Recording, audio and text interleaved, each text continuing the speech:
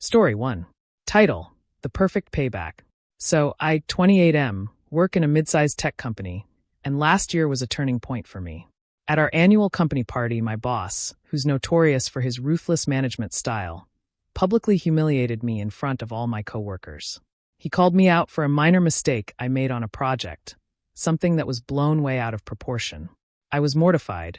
My face burned with shame as laughter erupted around the room. After that night, I spent weeks plotting my revenge. I couldn't just confront him. I wanted to hit him where it hurt. I began meticulously documenting all his unethical practices, overstepping budget limits, dodging compliance regulations, you name it.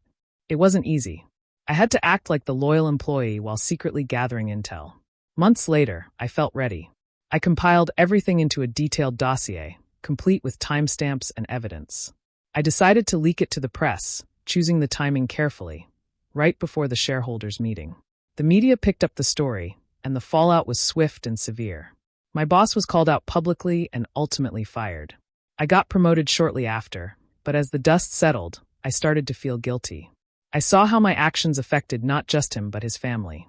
It was a bitter reminder that revenge can come at a cost, and now I'm left grappling with whether the thrill was worth the moral toll. Story 2. Title: Friendship Betrayed. Okay, so here's my story, 24F.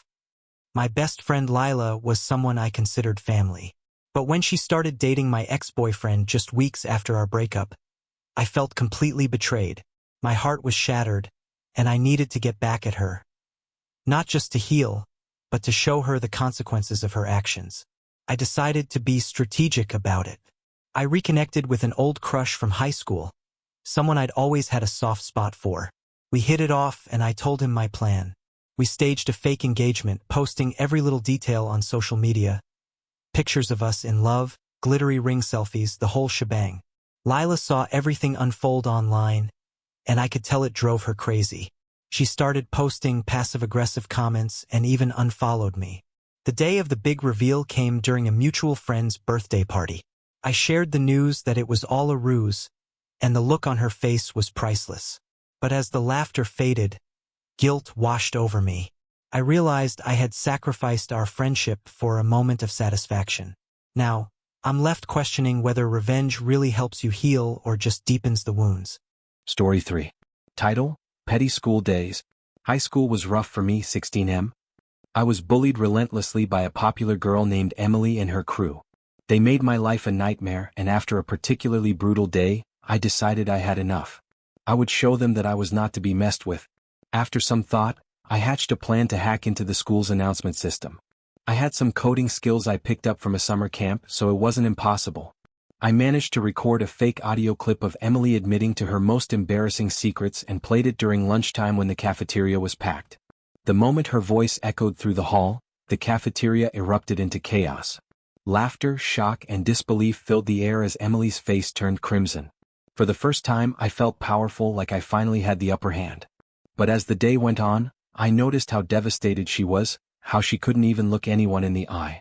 Later that week, I saw her sitting alone at lunch, and my triumph turned sour. I realized that my petty revenge had consequences, and I had become the very bully I hated.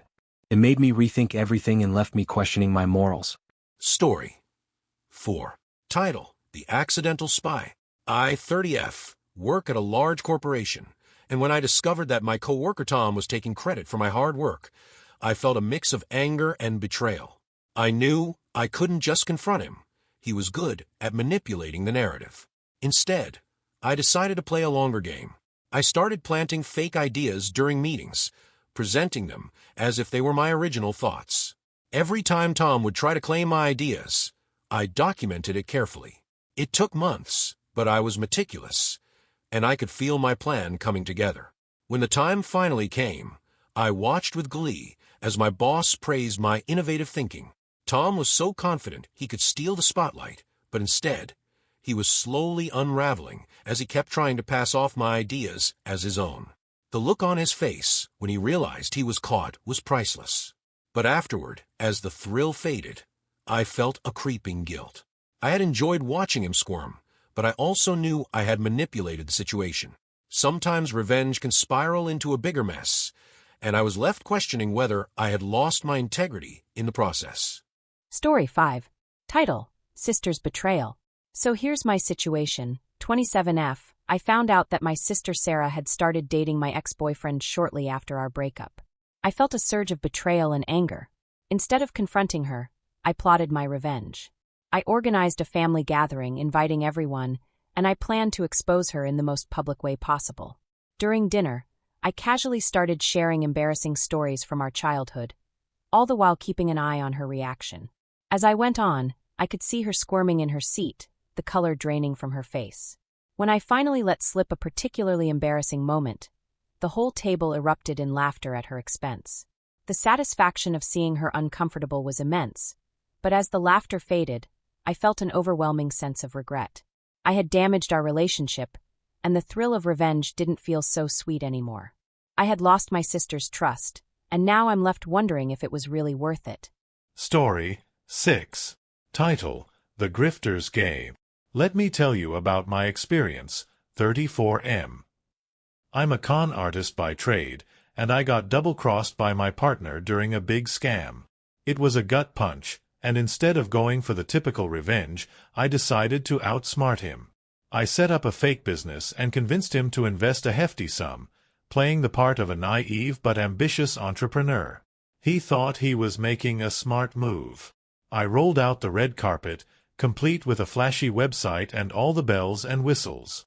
When I finally disappeared with his money, watching his face when he realized he'd been duped was oddly satisfying. But later, as I reflected on my actions, I felt a gnawing guilt. I had perpetuated the same cycle of deceit that had led to my initial betrayal. Revenge might have been sweet, but it left a bitter aftertaste, and I started to question my own morals. Story 7. Title: Love and Vengeance. After finding out my boyfriend cheated on me, I, 22F, was heartbroken. But instead of wallowing in sadness, I decided to plot my revenge by dating his best friend. It started as a way to get back at him, a scheme to show him I could move on. As I got to know his best friend, though, I found myself genuinely enjoying his company. We laughed, shared stories, and even created new memories together. My initial intentions faded, and I began to question my feelings. When my ex found out, he confronted me, begging for another chance. I was torn. Part of me wanted to rub my new relationship in his face, but another part of me realized I had developed real feelings for his friend. It was complicated, and I had to figure out whether my revenge was worth risking a potentially good relationship. Sometimes revenge can backfire, leading to unexpected emotions. Story 8. Title: Digital Fallout. As a Twitch streamer, 25M, I loved sharing my gaming experiences, but a group of trolls had other plans. They harassed me relentlessly, spamming my chat and trying to ruin my streams. At first, I ignored them, but it soon became unbearable. Instead of letting them win, I decided to gather evidence. I took screenshots of their harassment and collected their usernames, documenting everything. I felt empowered as I prepared to turn the tables. Finally, I sent all the evidence to the gaming company they idolized, showing them the toxic behavior these users exhibited. When the company banned them from all events, I felt a rush of satisfaction. But then, I thought about the larger implications. My actions sparked a conversation about online harassment in the gaming community. It felt good to stand up for myself, but I also realized the importance of using that power responsibly to help others. Story 9. Title: The House of Lies. So my neighbor, 29F, spread some nasty rumors about me in our community, and instead of confronting her, I decided to throw a party and turn the tables. I invited everyone in the neighborhood, and while we had a great time, I quietly spread some fake rumors about her. Watching her face as she realized what was happening was incredible. The gossip spread like wildfire, and soon she was the one being talked about. I felt triumphant, but that high quickly faded. The fallout left me feeling hollow. I had stooped to her level and hurt someone else in the process. Revenge can feel empowering, but it often leads to unintended consequences. Now, I'm trying to find ways to mend my reputation and take the high road. Story 10. Title: The Last Laugh. After years of being betrayed by a close friend who took credit for my work, 40M, I focused on building my own career quietly. It was tough, But I poured myself into my projects and eventually became successful in my own right. A few years later, I ran into him at a networking event. He was struggling, having lost everything. I decided to confront him about how he had wronged me all those years ago. As I revealed the truth, I could see the shock on his face. It was cathartic but also bittersweet. I realized that while revenge can feel rewarding, moving on and achieving your own success can be the best form of vindication. Watching him squirm brought a sense of closure, but it also made me reflect on the importance of integrity. Sometimes the best revenge is simply living well.